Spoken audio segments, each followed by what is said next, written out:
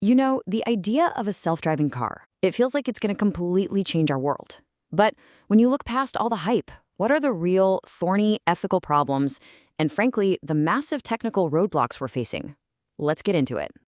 So, why are we even doing this? Why pour billions into making cars drive themselves? Well, it really all comes down to this one number. Over 90%.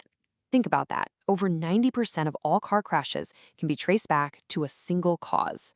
Us. Human error. That right there is the fundamental problem autonomous tech is trying to solve. And this is the big promise. The idea is, if you replace human drivers with super smart sensors and AI, you could have a future with way fewer accidents.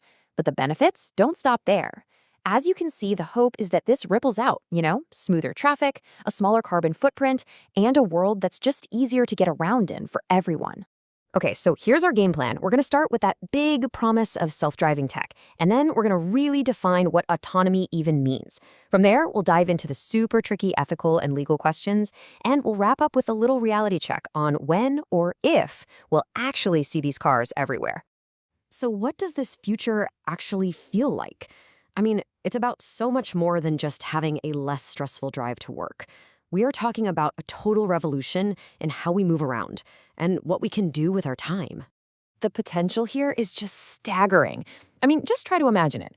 A world with almost no car crashes. Cities where traffic just flows because every car is talking to every other car. A world with cleaner air, and one where the elderly or people with disabilities have so much more freedom. Oh, and of course, you get your commute time back to do whatever you want. That's the vision. That's what's driving all this investment. Okay, but here's the thing. The term self-driving gets thrown around a lot, and honestly, it's often misused.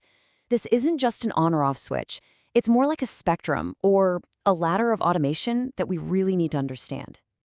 Before we get into all the official levels, it's actually helpful to think about this in two really simple stages. In the first stage, the car is just helping you drive. And in the second, much more advanced stage, the car is actually driving for you, at least some of the time. That distinction, it's absolutely crucial. And here it is. This is the official industry standard. It's the SAE chart, and it defines 6 different levels of automation, going from level 0 all the way up to the holy grail level 5. So this is kind of the framework we're going to use to figure out where we are today and where we're headed. So those first few rungs on the ladder, levels 0, 1, and 2, are all considered driver support. You can think of level 0 as just a regular old car.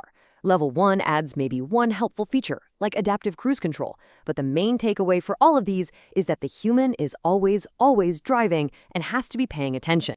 Now, level 2 is where most of the advanced systems you can buy today are. This is where the car can handle both steering, keeping you in your lane, and your speed at the same time. A system like Cadillac's Super Cruise is a perfect example of this. But, and this is a huge but, even here, you, the driver, have to be fully engaged and ready to take the wheel at any second. You are still the one in charge. Okay, now we're crossing a really important line. Once you get to levels 3, 4, and 5, the car isn't just assisting you anymore. It is the driver. It's making decisions.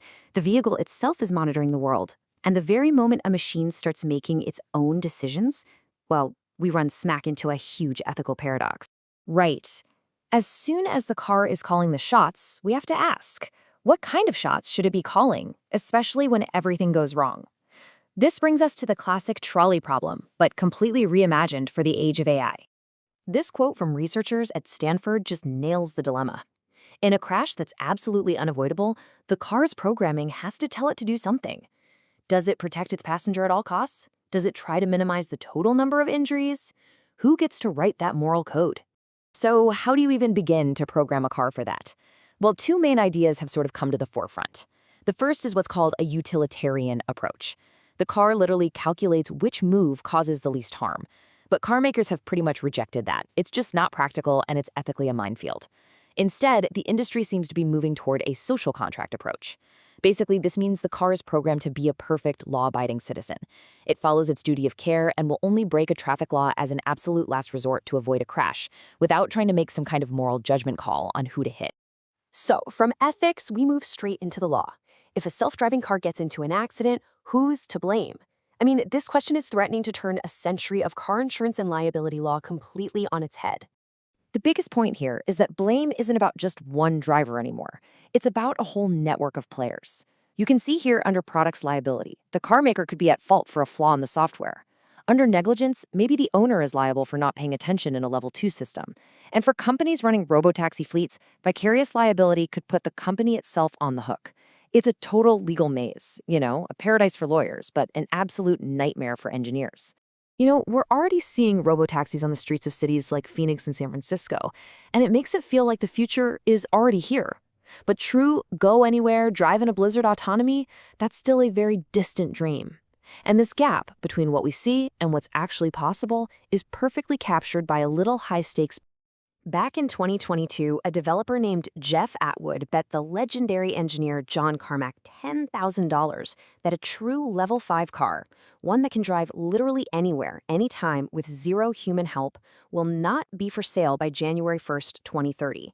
Atwood is the skeptic here. Carmack is the optimist. And this bet really frames the whole debate about how close we actually are to full autonomy.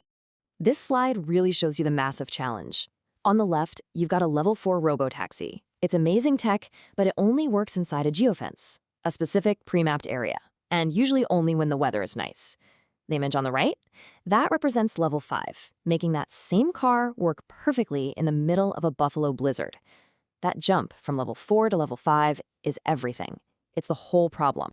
So why is that jump so hard?